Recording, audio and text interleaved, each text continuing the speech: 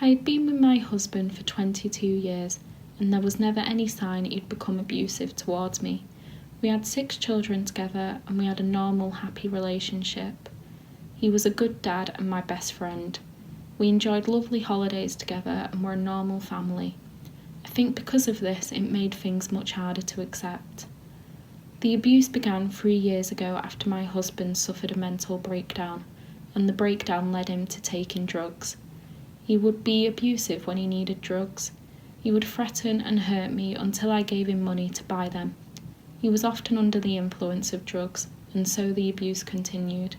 I tried to deny there was any issue and tried to hide any evidence of abuse.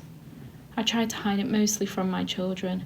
My oldest children were very aware, but my youngest children had no idea, and to them their dad was still their perfect role model. On many occasions police were called, and when support was offered, I initially turned it down as I did not feel strong enough to go through the process. I realised I needed help and support when one of my eldest daughters sat me down and said, "Mum, you don't have to lie anymore, we know what's going on." It was at this point I realised I was setting a poor example to my children. I realised that I was setting an example to my children that it's okay for another person to hurt you and abuse you. I began to report incidences to the police and began to accept the help that was being offered. I worked with my allocated domestic abuse worker. She helped me to apply for a non-molestation order. This only took a few days to put in place, but once in place I felt much safer knowing he was less likely to come after me. I also worked with a specialist team who helped me and the children with safety planning. They taught us ways to keep ourselves safe inside and outside of the home. They worked with the school and made sure the children's emotional needs were met.